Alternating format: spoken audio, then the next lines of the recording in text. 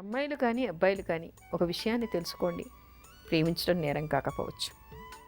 ప్రేమించడం అనేటువంటిది సహజమైన విషయం కావచ్చు వయసులో ఉన్నప్పుడు. ప్రేమించండి.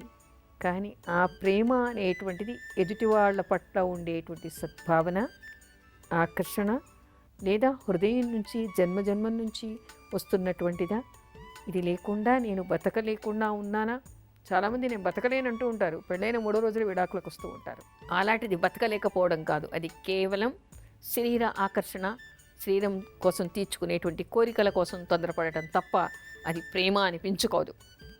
అవతలి వాళ్ళకి ఎలాంటి లోపాలు ఉన్నా, శారీరకంగా కానీ, మానసికంగా కానీ, ఆర్థికంగా కానీ, సామాజికంగా కానీ ఎలాంటి లోపాలు ఉన్నా అవి ముందుగానే మీరు ఆలోచించండి. పెళ్ళి అనేటువంటిది చేసుకోకముందే మీరు కఠినంగా నెగిటివ్గా ముందుగానే మీరు ఎంక్వైరీలు చేయండి. ఒకళ్ళ గురించి ఒకళ్ళు నిర్ణయాలు తీసుకోండి.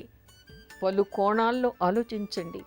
ఆలోచించిన తర్వాత దేనికైనా నేను సిద్ధంగానే ఉన్నాను అనుకున్నప్పుడు మాత్రమే ముందుకు అడుగు వేయండి. అడుగు వేసిన తర్వాత మళ్ళీ విడాకులిచ్చి బయటికి రాకూడదు. ఎలాంటి గడ్డు పరిస్థితి ఉన్నా కూడా చేయి పట్టుకుని చివరంతా కూడా నడిచేది మాత్రమే వివాహ బంధం అనిపించుకుంటుంది. వివాహానికి ఒక పవిత్రత ఉంది అనేటువంటి విషయాన్ని తెలుసుకోండి. ఈ రోజుల్లో నేను చూస్తున్నాను, నా దగ్గరికి వచ్చే చాలామంది అబ్బాయిలు అమ్మాయిలు 30 ఏళ్ళు దాటకుండా 3 పెళ్ళిళ్ళు ఫెయిల్ అయ్యాయని ఏడుస్తూ వచ్చేటువంటి అమ్మాయిలు అబ్బాయిలు కనిపిస్తూ ఉన్నారు. 30 ఏళ్లలో అన్ని పెళ్ళిళ్ళు ఎందుకు ఫెయిల్ అవుతూ ఉన్నాయి? లోపం ఎవరిది? కొంత మన కర్మ కావచ్చు, కొంత మనం చేసుకున్నది కూడా కదా. ఒకసారి ఫెయిల్ అయిన తర్వాత అంత తొందరపడి మరో పెళ్లి చేయటం ఎందుకు? కొంతకాలం ఆగొచ్చు కదా. అలా చేయకుండా ఎందుకు తొందరపడుతున్నారు? తల్లిదండ్రులు కానీ లేదా యువత కానీ ప్రేమ అంటే ఏమిటి, ఆకర్షణ అంటే ఏమిటి, దేనికోసం ఇష్టపడుతున్నామనేది మిమ్మల్ని మీరు ఒక్కసారి ఆలోచించుకోండి. ఒక విషయాన్ని గుర్తుపెట్టుకోండి, మీరు ఇష్టపడ్డారు. ఇష్టపడినటువంటి వ్యక్తిని పెళ్లి చేసుకునే ముందు పలు కోణాల్లో ఆలోచించండి. మీ తప్పు ఏమైనా ఉందా, ఎదుటి వాళ్ళ పొరపాట్లు కూడా ఏమైనా ఉన్నాయా, వాటిని మీరు సహించగలరా అనేటువంటిది నిర్ణయించుకోండి. మీ తల్లిదండ్రులు వద్దంటున్నారు, మీరు చేసుకోవాలి అనుకుంటున్నారు. అలాంటప్పుడు ఎటువైపు వెళ్ళాలి అనుకున్నప్పుడు మీరు జ్యోతిష్పరంగా తెలుసుకోండి. అలా కానప్పుడు దాని మీద కూడా నమ్మకం లేదనుకోండి, మీకు డేట్ ఆఫ్ బర్త్ లేదు, సమయం లేదు, అలాంటివి కనుక్కునే అవకాశం లేనప్పుడు మనకి కలలో పరిష్కారం అనేటువంటి ఒక మంత్రం ఉంది. ఇదివరకు చాలాసార్లు చెప్పాను, ఇంకోసారి తర్వాత కూడా చెప్తాను. ఆ కలలో పరిష్కార మంత్రం చదువుకొని ఆంజనేయ స్వామికి ప్రదక్షిణలు చేసి పడుకున్నప్పుడు మీకు రాత్రి కలలో కొన్ని సూచనలు కనపడతాయి. ఈ అమ్మాయితో లేదా ఈ అబ్బాయితో అవుతుందా కాదా అనే విషయం మీకు తెలుస్తుంది. అలా తెలిసినప్పుడు తల్లిదండ్రులు మోసం చేశారు, తల్లిదండ్రులు ఒప్పుకోవటం లేదు అని వాళ్ళ మీద విరుచుకుపడే అవసరం లేదు. భగవన్ నిర్దేశం లేనప్పుడు ఆ సమయానికి అది జరగకపోవచ్చు. అబ్బాయి వెనక్కిపోవచ్చు లేదా అమ్మాయి వెనక్కిపోవచ్చు. అంత మాత్రానికి ఇంతకాలంగా మేమే పెళ్లి చేసుకుంటామని ప్రచారం చేసుకుంటూ తిరగాల్సినటువంటి అవసరం ఉండదు కదా. పెళ్ళి ఆర్భాటంగా చేయటం అవసరమా? ఈ రోజుల్లో పెళ్ళి చేయాలంటే మధ్యతరగతి వాళ్ళకి, దిగువ మధ్యతరగతి వాళ్ళకి కళ్ళల్లో నీళ్లు తిరుగుతూ ఉన్నాయి. అప్పుల పాలైపోతూ ఉన్నారు. ఎందుకంటే వాళ్ళలాగా వీళ్ళు చేయాలి, వీళ్ళలాగా వాళ్ళు చేయాలి. నా స్నేహితురాలి పెళ్ళి లేదా నా స్నేహితుడి పెళ్ళి ఎంత ఆర్భాటంగా జరిగింది. వాళ్ళింట్లో వెండి చెంబులు ఇచ్చారు, వీళ్ళింట్లో వెండి బిందెలు పెట్టారు. వాళ్ళింట్లో పెళ్లి చీర, అమ్మాయికి పెళ్లి చీర 25,000 పెట్టుకున్నారు, వీళ్ళింట్లో ₹1,00,000 పెట్టుకున్నారు. హాలుకి 1,00,000, 2 లక్షలు, 20 లక్షల వరకు కూడా ఉన్నాయి. ఎవరి వారి స్తోమతని అనుసరించి వారు ఖర్చు పెట్టేస్తూ ఉన్నారు. మేము ఎవరి కోసం పెడతామండి? సంపాదించిందంతా పిల్లల కోసమే కదా. ఆ పిల్లల పెళ్ళి వైభవంగా జరగాలి. ఇంకెవ్వరికి మా చుట్టుపక్కల్లో మిత్రుల్లో చుట్టూ ఎవరు కూడా అంత వైభవంగా చేయలేదు అని అనుకోవాలి. మేమే గొప్పగా చేసామని అందరూ పలినోళ్ళ పొగడాలి. ఇంత బాగా పెళ్ళి ఎవరు చేయలేదండి, ఇంత బాగా ఎవరు డిన్నర్ ఇవ్వలేదండి, ఇంత బాగా నగలు ఎవరు పెట్టలేదండి, ఇంత బాగా చీరలు ఎవరు పెట్టలేదండి, ఇంత బాగా మర్యాదలు ఎవరు చేయలేదండి. అలా చెప్పుకోవాలని చాలామంది తాపత్రయపడుతూ ఉంటారు. ఆ విధంగానే చేస్తూ ఉంటారు. ఎందుకు? ఆస్తి ఉంది, హోదా ఉంది, ఏ పనైనా వాళ్ళు చేయగలరు, అంత అందంగానూ వాళ్ళు నిర్వహించగలరు. అందుకని ఆ పిల్లలకి కూడా ఎంత హాయిగా ఉంటుంది. మా అమ్మ నాన్న నా పెళ్ళి ఇంత వైభవంగా చేశారు, ఇంకెవరి పెళ్ళిళ్ళు అలా జరగలేదు అని గొప్పగా తలెత్తుకొని చెప్పుకుంటూ ఉంటారు. చెప్పుకునేంతవరకు బాగానే ఉందండి. ఒక పెళ్ళికి ఒక 20 లక్షలు, ఒక 30 లక్షలు ఖర్చు పెట్టడం, ఒక 50 లక్షలు ఖర్చు పెట్టడం, ఇంకొంచెం ఎగువ మధ్యతరగతిలో ఉంటే 1 కోటి రూపాయలు, 2 కోట్ల రూపాయలు ఖర్చు పెట్టడం.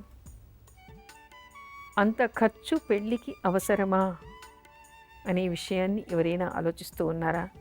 ఏమిటండి సింగినాథం చెప్తారు, మా పిల్లలండి, మా పిల్లల కోసం మేము పెట్టుకుంటున్నాం, ఎవరి కోసం పెడతాం అనేవాళ్ళు కూడా కొంతమంది. బాగానే ఉందండి, మీ పిల్లల కోసం మీకు కలిగి ఉంది కాబట్టి మీరు ఖర్చు పెడతారు, బాగుంది. 1 కోటి రూపాయలు ఖర్చు పెట్టి పెళ్లి చేస్తే వాళ్ళు 50 రోజులు తిరగకుండా విడాకులు పుచ్చుకోవడం. ఈ 1 కోటి రూపాయలకి ఏమైనట్టు? ఎక్కడ పోసినట్టు? ఎవరు తిన్నట్టు? అదేమైనా ఆలోచిస్తున్నారా? ఎంత బాగా చేసామండి మేమండి, 20 లక్షల రూపాయలు ఇచ్చామండి, కిలో బంగారం పెట్టామండి, వెండి చెంబులు పెట్టామండి, వెండి బిందెలు పెట్టామండి, డివోర్స్ అయింది, అవి కావాలంటే మీరేం పెట్టలేదు, ఏం సాక్ష్యం ఏముంది అని అడుగుతున్నారు.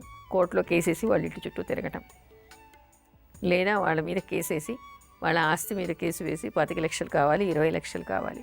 మీ డబ్బు మీకు కొన్ని చోట్ల రావచ్చు, కొన్ని చోట్ల రాకపోవచ్చు, కానీ అది పెట్టడంలోని అర్థం ఏమైనా ఉందా? ప్రయోజనం ఏమైనా ఉందా? దేనికోసం పెట్టారు? ఒక హాల్కి 20 లక్షలు, మీరు పెట్టేటువంటి హంగామాకి చాలా ఖర్చు, అది మళ్ళీ వెనక్కి తిరిగి వచ్చేటువంటిది కానే కాదు. పూర్వకాలం కూడా వైభవంగా పెళ్లి చేసేవాళ్ళు. ఆ వైభవంగా పెళ్లి చేయటంలో ఏ విధంగా ఉండేది?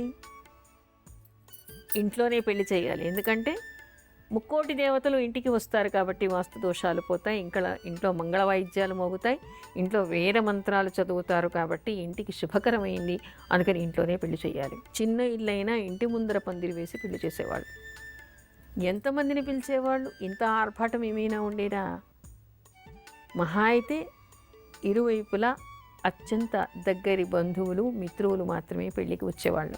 ఒక 5 చీరలు పెట్టాలని, అందులో 1, 2 పట్టు చీరలు ఉండాలని, మిగతాయి కట్టుకోవడానికి యోగ్యంగా ఉండాలని, అబ్బాయికి కూడా పంచెలు చాపులు పెట్టడం, ఓ ప్యాంట్ షర్టు పెట్టడం, లేదా కొంచెం కాలం మారితే ఓ సూట్ పెట్టడం లాంటివి చేసేవాళ్ళు. ఆ తర్వాత పండగలకని, దానికని, దీనికని కాలం జరుగుతున్న కొద్దీ ఒక్కొక్కటి ఇవ్వడం చేస్తూ ఉండేవాళ్ళు. ఏమిచ్చేవాళ్ళు? పొలం ఇచ్చేవాళ్ళు, చేను ఇచ్చేవాళ్ళు, ఇల్లు ఇచ్చేవాళ్ళు, లేదా నగలు, బంగారు నగలు పెట్టేవాళ్ళు. ఆ తర్వాత అమ్మాయి పసుకుంకం కింద ఇచ్చినటువంటివి, కట్నం కింద ఇచ్చినటువంటివి అబ్బాయి తరఫు వాళ్ళు ఎవరు వాడుకునేవాళ్ళు కాదు. ఆ అమ్మాయి పేరు మీద బ్యాంకులో పెట్టడమో, ఏదైనా డబ్బిస్తే ఏదైనా కొనడమో, ఆస్తి కొనడమో చేస్తూ ఉండేవాళ్ళు. అలా చేసినప్పుడు వాళ్ళ సంసారంలో ఇంకెప్పుడైనా ఆర్థిక ఇబ్బందులు వచ్చినప్పుడు అది ఆపదకి ఆదుకోవడానికో లేదా ఆస్తి పెంచుకోవడానికో పనికొస్తూ ఉండేది. కానీ ఇప్పుడు వేలం వెరిగా పెట్టే ఖర్చు వలన ప్రయోజనం ఏమైనా ఉందా? అమ్మాయికి ఉరుగుతోందా? అబ్బాయికి ఉరుగుతోందా? ఏమీ లేదు. ఒక 2 నెలలు, 3 నెలలు, 6 నెలలు, ఏడాది అయిన తర్వాత అతను శాడిస్ట్ అని లేదా అమ్మాయి శాడిస్ట్ అని ఇంకేవో లోపాలని చెప్పేసి విడాకులు. ఈ విడాకులు జరిగిన తర్వాత ఇచ్చిన కట్న కానుకల కోసం కేసులు వేయడం, తిరగడం, చుట్టూ తిరగడం. ఏమిటి ప్రయోజనం? అవన్నీ తిరిగి వస్తున్నారా? తిరిగి వచ్చినా దానివల్ల మీకు ప్రయోజనం ఏమిటి? ఆ పెళ్ళి ఏమి నిలవలేదు కదా. దాని బదులు అసలు ఈ పెళ్ళి చేయటానికి ఇద్దరికీ కుదురుతుందా, కుదరదా? సామాజికంగా చూస్తే ఇద్దరి అంతస్తులు కానీ, కులాలు కానీ, సమాజం కానీ, ఈడుజోడు కానీ, ఇద్దరి మనస్తత్వాలు కానీ, చదువులు కానీ, వాళ్ళ సంపాదన కానీ అవి ఒకళ్ళకి సరిపోతాయా? వాళ్ళు ఎలాంటి వాళ్ళు అనేటువంటి విషయాన్ని అమ్మాయి కానీ అబ్బాయి కానీ మీరు వాళ్ళ గురించి వాకప్ చేశారా? ఆ తర్వాత పెళ్ళి కుదుర్చుకున్నారు, ఎంతవరకు ఖర్చు పెట్టాలి? భోజనాలు పెట్టాలి. ఆ భోజనాల్లో కూడా ఏమైనా అర్థం ఉందా? పెళ్ళి భోజనానికి ఒక శాంక్టిటీ ఉంది, ఒక పవిత్రత ఉంది, ఒక అర్థం ఉంది. పెళ్ళిలో ఏం పెట్టాలి అనేటువంటిది కూడా నిర్దేశించి ఉంది. అలాంటి వంటకాలు ఏమైనా వండుతున్నారా? లేదు. పెళ్ళింటికి వచ్చినటువంటి వాళ్ళకి, విడిదికి వచ్చిన వాళ్ళకి ముందు రోజు ఏం వంటకం పెట్టాలి, పెళ్ళిలో మధ్యాహ్నం ఏం పెట్టాలి, రాత్రి ఏం పెట్టాలి, పంపించేప్పుడు ఏం పెట్టాలి అనేటువంటివి కొన్ని మెనూలు ఉంటాయి మనకి.